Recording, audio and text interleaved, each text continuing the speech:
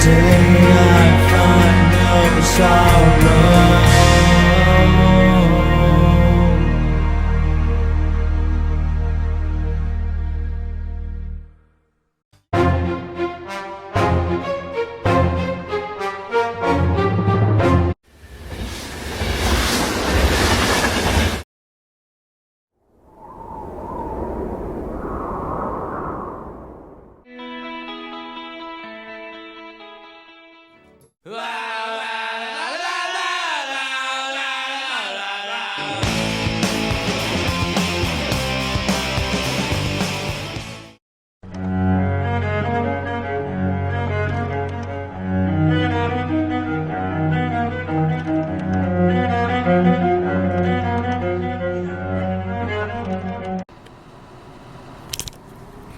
All right, real quick, this will be the last video that's going to conclude the pilot episode. And it's also fitting as well, and you'll get that in a second.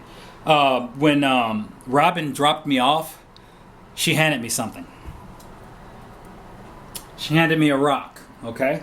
This is like Georgia red right here. And she asked me to carry this rock for her, so she'll be with me in spirit, and to place it on the top of Katahdin. Told her that I would, so I don't have to worry about picking up a rock. You know, that's just it's the ritual, it's the tradition. But like I said, this is the rock that's going to go to Maine. For myself, I have a seashell that from the seashore. So what I'm going to do is just carry this puppy all the way, mostly because it's so light, and you know, for symbolic reasons as well. But I want, let's say, like a paleontologist or archaeologist to find this in Maine, like, I don't know, a couple of centenniums from now, and be like, oh my God, we have life. There was an ocean there, you know.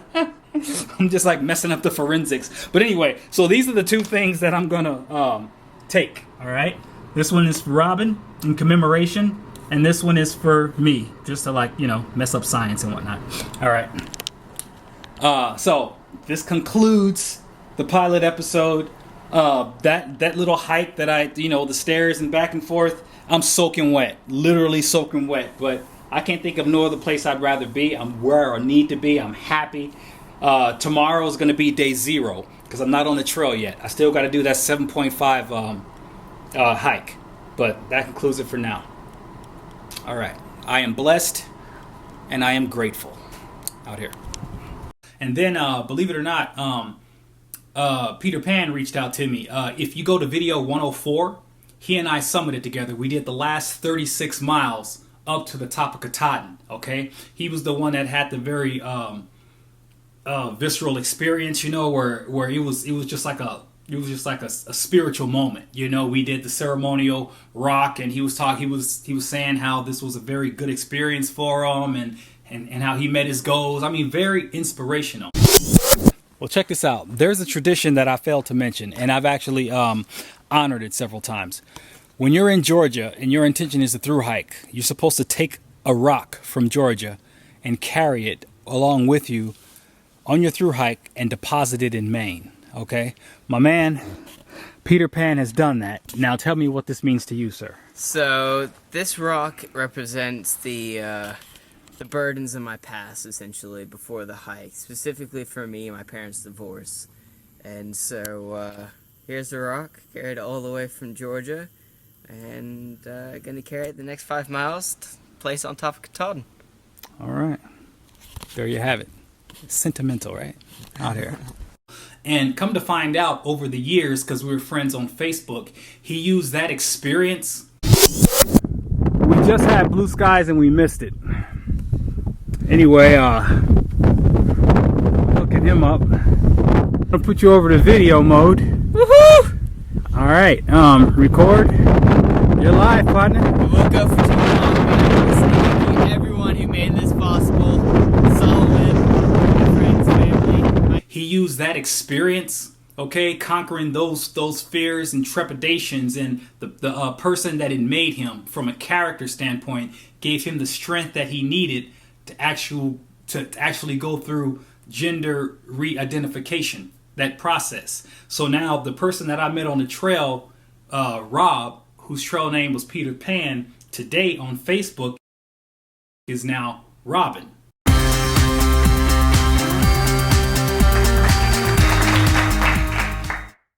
Okay? And so basically he went from a strapping young lad wearing a beard. That's the stone, and now he will make the placement.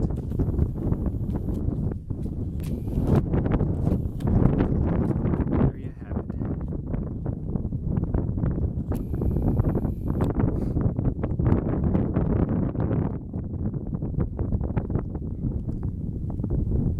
There are a whole lot of wishes and a whole lot of foreign rocks on that cairn. I just heard thunder. It's time to roll out here. To a sensuous female. You know what I mean? And so anyway, when I was doing these preparatory videos, she reached out to me and it was like, hey, if you're going to be in Georgia, I'd like to see you again. I mean, I haven't seen her in like 5 years. So and they actually live right there in the Atlanta area. And so I'm like, cool, you know what I'm saying? Because I was trying to figure out how can I get from, because that's something you need to consider now that the hostel at Dahlonega is now that I'm no longer using that. So it's always been in the back of my mind, how am I going to get from Atlanta or from the bus station to Amicalola State Park, which is the the beginning. And so she was like, well, hey, I can help you out on that. So it's like, cool, so you get a reunion in there, and at the same time I'm taken care of as far as the trail goes. So that's another visit. So anyway, when I leave Ohio, I'm going to get on the bus, take the bus to Atlanta. When I get to Atlanta, I'm going to call Robin, Peter Pan. She'll come pick me up. We'll visit. Then when that visit is over, drop me off at Amicalola State Park. And then then at that point, I'm 8 miles out from Springer Mountain. And as I told you before, I always do that approach trail to make sure everything is right. Not to train, not to be the first time that I actually do the gear, but to actually, after the training, to actually put myself through the paces. All right, 8 mile stretch to make sure everything that I have is good and locked in. Now, because I have the experience of doing this for so long, I can pretty much see what I'm working at. But where the gear is no longer a problem, I'm not 25 now. I'm pushing 50 years old. So the trial is going to be more from my weary bones. It's going to be from me seeing how I'm acclimating. Because like I said, training is one thing, but when you put this 60 pounds on your back and you're going through those woods, that's something totally different. So that experience in and of itself, I always use that approach trail. Okay, so that's where we're standing right now. I'll keep you abreast of the situation. Like I said, I really don't see the coronavirus being a big deal, but it's still something that I not only have to consider in the moment, but I also have to consider as far as trail practices. Wash my hands even more so, as far as the shelters go, use your tent even more so. Things like that until the sun can come out and do its natural cleansing and disinfecting as far as what the spring and summer's for. And that's it. I'll let you see Ohio. I'll let you see Atlanta as I'm coming in, and I'm gonna see if I can get a cameo with Robin. Maybe you can get a little bit of her backstory. But when we're together and I'm saying, yeah, I'm sitting here with Robin, she and I summited in 104, in video 104 in 2015, and you'd be like, wait a minute, that's not. Now I'm telling you now. So if you want to rehatch or just go to YouTube and see the video 104, and then you can go from there.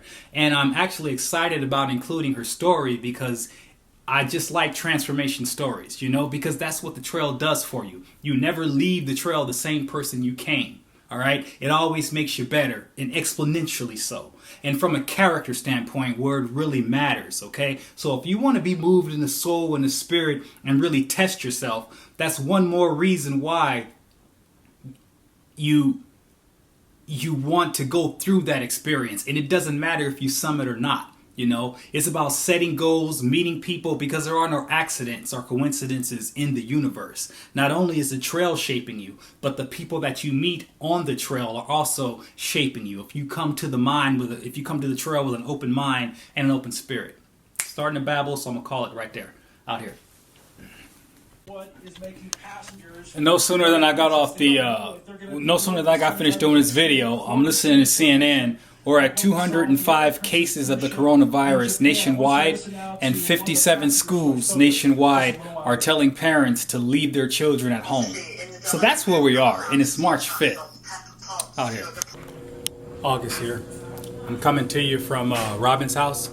She picked me up at the, at the Embassy Suites. I was at Wendy's, and then she picked me up at Embassy Suites, and it's cool because I get to crash here tonight. And so she's putting the little one down, and after that, I'm gonna try to get some footage of her just giving you a brief synopsis of her experience that led to the transition, so to speak. And that's keeping in with the theme that hiking the trail and surmounting those obstacles only gives you that much more strength and courage to tackle, whatever life has to throw at you. And what you hear in the background is Ian not wanting to take a bath like any other kid, right? Out here. A lot I don't need to know either, so. Now then. All right, while you were putting Ian down, I was just like, hey, I'm at Robin's house. She picked me up from the bus station. We're catching up. Everything's cool. Well, you already seen the portion in the video, so you already know who Robin is. And I told you about how we summited together. My question to you is, first of all, did the trail shape you or give you what you needed to make that jump to be who you are today, to actually make that transition or to even come out? All right, so there's a few aspects that the trails definitely had an impact on me. Okay. First thing, and I don't know if anyone has watched your previous trail summiting video. I think it was number 105? 104, I already put it in there. Trust Okay, me. so Locked in. on that one, we talked about the rock that I carried.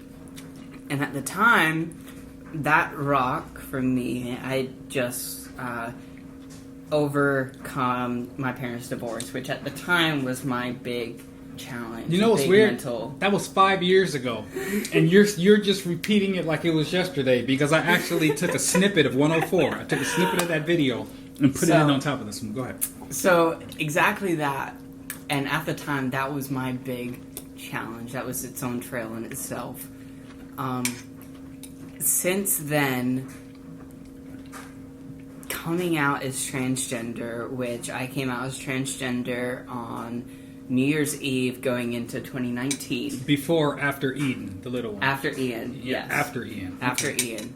So you were married, you were a father, yes, and you decided to say, check this out, honey.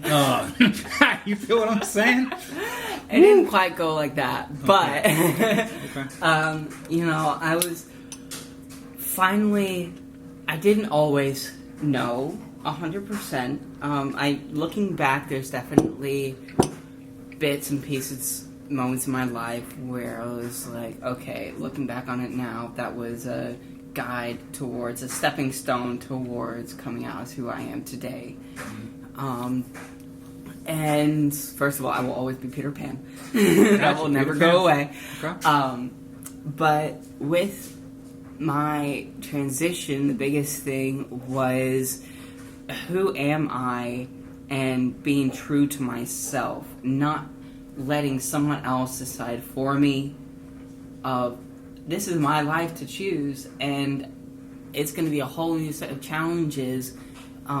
This next thing that the trail really took for me was something that always took me through the trail was putting my hand out, no matter where I was, whether I was just beginning or a few days away, putting my hand out and imagining that the Katan sign was right there in front of me. And eventually I'm going to get to a point where I'm going to touch that. For me, the start of my journey in transitioning was the first time of touching that sign of saying, okay, here I am, the start. If you think that Springer Mountain or whatever side, whether you're Nobo, Sobo, But that was a strong moment for me. And now, who knows where the next time I'm going to touch that sign again multiple times along this journey that I am on now. And you're in my symbolically transition. speaking. Yes. When you say multiple times you're going to touch that sign where, Yes. where you set a goal and you surmount all odds and you touch it. You actually reach it. Is what you're saying. And that it's so many points in my day because we were talking earlier about gender identity, sexual orientation, a bunch of different aspects in the LGBT community that you can come across that metaphorical sign multiple times a day in so many different aspects. And it's in places when even just trying to feel comfortable either going to the bathroom in a new location, because I went up to North Carolina this past weekend, and trying to find the courage of it's a new place, a new location, you living in a different community with that community's own beliefs. But at the end of the day, you're in your persona. Yes. They see a woman. I wouldn't be scared. It's like you got everything there. Just slam that. Go right up in the woman's A lot room. of it is self-imposed. I can see that. Because they might not know, but I know, and of what I've gone through to get to this point. This is Salem, by the way. And they might not know. It's not going to be the first thing that they think of, but it's always the what if. Like, what if someone says something, calls me out? Because I've had that interaction before. Really? And it's gone south, and it's scary. It's very scary. It's a whole nother level of life that a lot of people will never get to experience. And I'm not gonna say that there's challenges that I would be able to know what to do when other people are going through their own challenges and their own roadblocks. We all go through that in life. We all have that metaphorical sign that But we're at all the end of the gonna day, go towards. but at the end of the day, to pull it back full circle, Sure. all the trepidations and the dangers and the pains, because we all can relate to the pains that you felt on that trail, and beat it. Mm-hmm. You can like compartmentalize that victory and just use that as like that little carrot. Hey, I did it on the trail. I can do this. You know what I'm saying? No one can ever take it away Exactly. from you. That Exactly. is something that's ingrained, and I don't know if I've ever shown you this. Yeah, I saw This is it. pretty cool. Yeah. So I got this a little while. I think it was within a year of me finishing. It's a composition of the trails of the Appalachian Trail symbol, the map going along, McAfee's knob. and the McAfee knob. Yeah. There, my favorite place on the trail, and it holds so many memories for me. And to be able to have that, no one will ever be able to take that away from me. And it's to think, if I can go through this journey, then who's to say I can't go through the next one? Cha-ching. Now, in closing, what would you say to someone that's on the fence right now, that doesn't have a victory, in their pocket, like the Appalachian Trail or something like that? What baby steps? How would you push them forward, or would you just say, "Hey, your time will come"? Like what would be the phrase you would tell them? Just in closing, what would you say? There's no victory too small that you can't be proud of. Say that again. That was nice. There's no victory too small that you cannot be proud of. See, I like that. And on that note, August here, talking to my hiking buddy, and this was, like I said, we go all the way back to 2015, and we just met by chance on the last day and just did that daring 35. Mm-hmm. And Peter Pan dusted me the whole time up that mountain. I'm like, oh my God. So mad you were at just me. skipping, yeah. And I was egging you on, and you were like, go hike your own hike, Peter Pan, Right. whatever. I will never call you a wuss, and I will always be humbled by that experience. August, out here. I like it. And we got it all. 8 minutes, 30 seconds. Georgia, Georgia, the whole